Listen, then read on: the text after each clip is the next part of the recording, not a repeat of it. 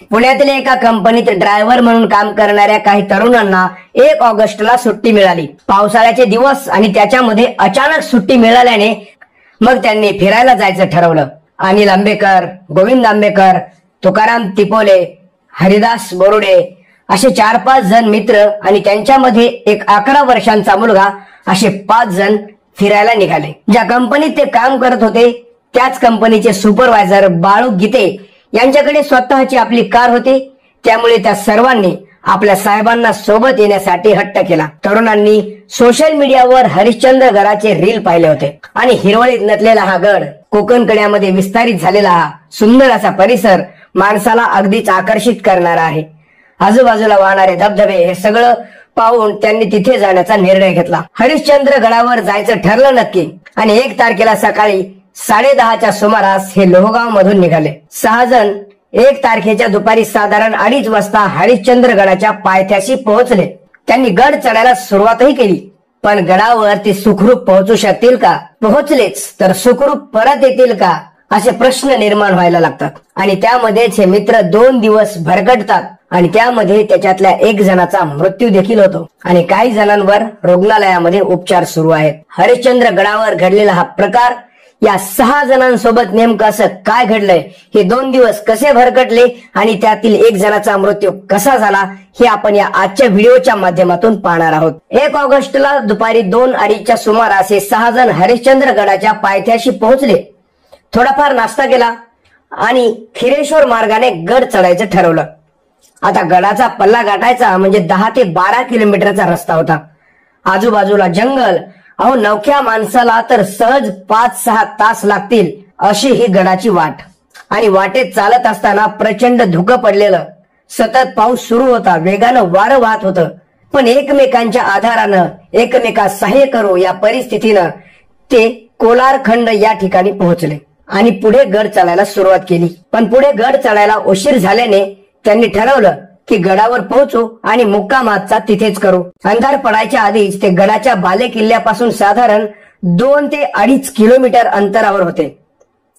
तिथं त्यांना डावीकडे वळायचं होतं, पण पाऊस आणि धुक्यामुळे 10-15 फूट अंतरावरच काहीही दिसत नव्हतं.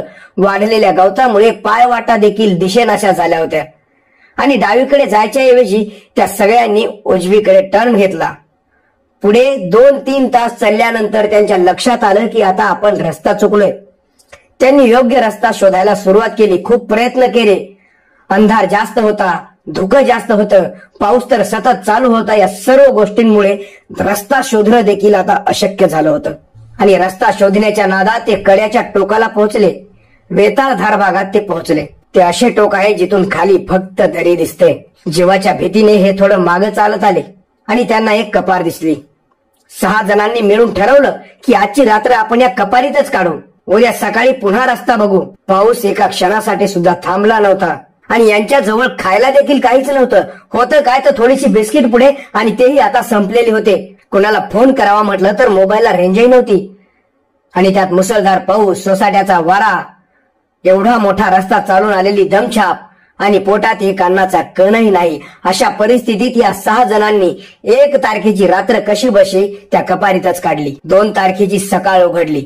6:30च्या सुमारास त्यांनी रस्ता शोधायला सुरुवात केली. पावसाचा जोर थांबतच नव्हता. पोटातली भूक वाढतच चालली होती. सगळ्याच्या अंगामध्ये थंडी भरली होती. पण त्यांच्यामधल्याच बाळू गीतेला आता थंडीचा त्रास सुरू झाला. हातपाय वाकडे झाले, अंगामध्ये चालायचं बळच उरलं नाही. तेव्हा त्यातल्या काही तरुणांनी बाळूला आळीपाळीने पाठीवर घ्यायला सुरुवात केली आणि पाठीवर घेत ते पुन्हा रस्ता शोधायला लागले. पण व्हायचं असं, जिथून रस्ता शोधायला सुरुवात केली ते पुन्हा तिथेच यायचे. 4 तास पायपीट केल्यानंतर 10:30 वाजता बाळूला दुसऱ्या मित्राच्या पाठीवर देण्यासाठी खाली जमिनीवर ठेवलं आणि जमिनीवर ठेवल्या ठेवल्या बाळूने डोळे पांढरे केले. शरीर थंड लागलं आणि त्या गारव्यामुळे तब्येत बिघडलेल्या बाळूने तिथेच प्राण सोडला. आता बाकी मित्रांसाठी तर मोठा धक्काच होता. दुपार व्हायला आली होती तरी रस्ता मात्र अजून सापडला नव्हता. त्यांच्या पोटामध्ये अन्नाचा एक कणही नव्हता. सुरू होती ती फक्त पायपीट. अशा या मुसळधार पावसामध्ये त्यांनी बाळूच्या मृतदेहाला सोबत घेतलं आणि रस्ता शोधायला सुरुवात केली. दिसेल ती वाट ते चाच पडून पाहू लागले, पण रस्ता काही त्यांना सापडत नव्हता.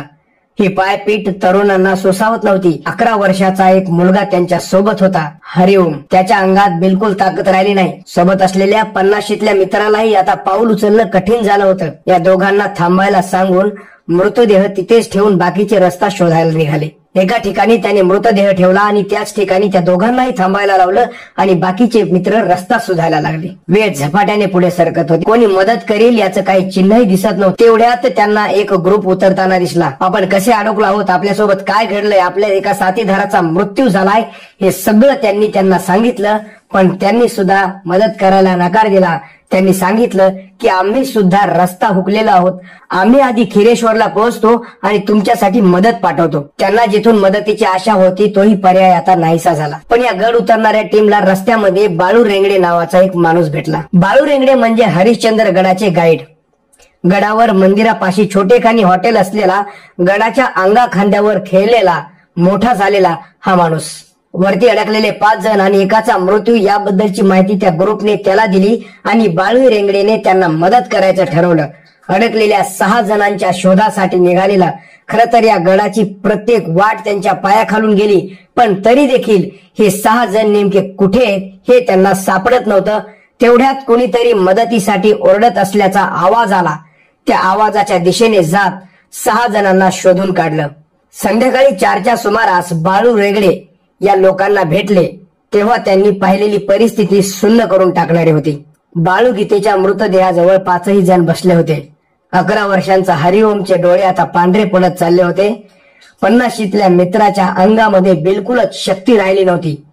5 जणांना सांगितलं की मृतदेह तिथेच ठेवून आपण खाली जाऊ आणि तुम्ही सुखरूप खाली पोहोचलात की मृतदेह खाली आणता येईल. पण हा आमचा माणूस आहे, आम्ही याला कसं सोडून जाणार, असं म्हणत या तरुणांनी मृतदेहापाशीच थांबायचं ठरवलं. वातावरणामुळे परिस्थिती इतकी कठीण होती की गडाची प्रत्येक वाट माहिती असलेल्याला सुद्धा आपण नेमकं कुठे आहोत याची माहिती नव्हती. तेव्हा बाळू यांनी हरिओमला, 50शीतल्या व्यक्तीला आणि आणखी एकाला सोबत घेऊन गडावर जायचं ठरवलं. जाताना त्यांना फॉरेस्ट ऑफिसर गौरव मेमाने आणि इतर वनाधिकारी दिसले. त्यांनाही त्यांना मदतीला घेतलं. गडावरच्या रामनाथ भारमल यांच्या हॉटेलवर त्यांना कपडे दिले, खायला अन्न दिले. लहानग्या हरिओमला इतका त्रास होता की ते बेशुद्ध पडेल या भीतीने बाकीच्या लोकांनी त्याला बोलतं ठेवलं, त्याला झोपू दिलं नाही. अन्न, ऊब, कपडे मिळाल्यानंतर सुद्धा त्यांचा त्रास कमी होत नव्हता. तिकडे फॉरेस्ट ऑफिसर गौरव मेमाने आणि गाईड बाळू रेंगडे यांनी मदतीसाठी रेस्क्यू टीमला सुद्धा अलर्ट केलं.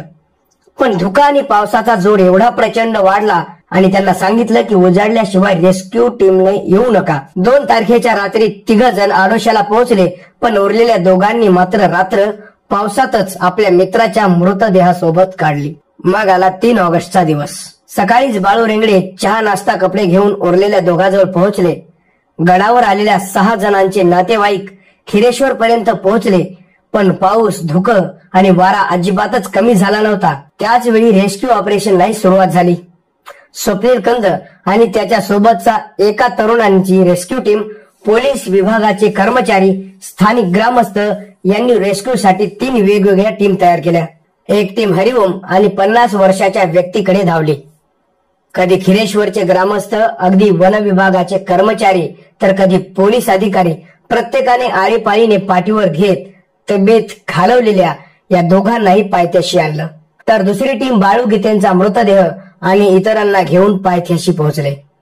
3 तारखेच्या दुपारी रेस्क्यू टीमचं हे ऑपरेशन पार पडलं आणि 48 तासानंतर का होईना पण 5 जण हे सुखरूप बाहेर आले. त्यानंतर या 5 जणांना राजूरच्या रुग्णालयामध्ये उपचारासाठी दाखल करण्यात आलं. अजूनही त्यांच्यावर उपचार सुरू आहेत. इथे मिळालेल्या माहितीनुसार जर बाळू रेंगडे या लोकांपर्यंत पोहोचले नसते तर या 6 जणांपैकी आणखी दोघांना आपला जीव गमवावा लागला असता. बाळू रेंगडे, फॉरेस्ट ऑफिसर गौरव मेमाने, राजूर विभागाचे कर्मचारी, पोलीस अधिकारी यांनी रेस्क्यू टीमच्या सदस्यांवर 48 तासानंतर या 5 जणांना वाचवलं. पण हे सगळं घडलं कशामुळे? तर या 6 जणांना हरिश्चंद्र गडाबद्दल काहीही माहिती नव्हती. कुठला रस्ता, कुठली वाट कुठे जाते, कुठून कसं गडावर चढायचं ही सगळी माहिती नसताना यांनी भर पावसात गड चढायचा निर्णय घेतला. सोबत पाऊस, थंडीपासून बचाव करणारे कपडे असं काहीही यांच्या सोबत नव्हतं. खाण्यासाठी अन्न देखील यांनी सोबत घेतलं नव्हतं. अशी कुठलीही माहिती न घेता हे गड चढण्यासाठी निघाले होते, केवळ सोशल मीडियावरच्या रील्स पाहून. ही ट्रिप या 6 मित्रांसाठी अत्यंत दुर्दैवी ठरली. हरिश्चंद्रगडाचा घेरा प्रचंड मोठा आहे. त्यात जिथं पाऊस इतका असतो की पायवाटा देखील पुसल्या जातात. गडाची खडानखडा माहिती असणारे लोक सुद्धा चुकतात. ही परिस्थिती फक्त याच गडाची नाही, तुम्ही कुठल्याही गडावर जा, तिथे प्रचंड पाऊस आणि पाऊलवाटा पुसलेल्या आपल्याला दिसतीलच. ही गोष्ट होती या 6 तरुणांची. आपणही जर कुठे असे फिरायला जात असाल तर तिथली पूर्ण माहिती घेतल्याशिवाय कुठेही जाऊ नका, कारण आज भरगटलेल्या 6 मित्रांपैकी एक जीव आज यांनी नक्कीच गमावलाय.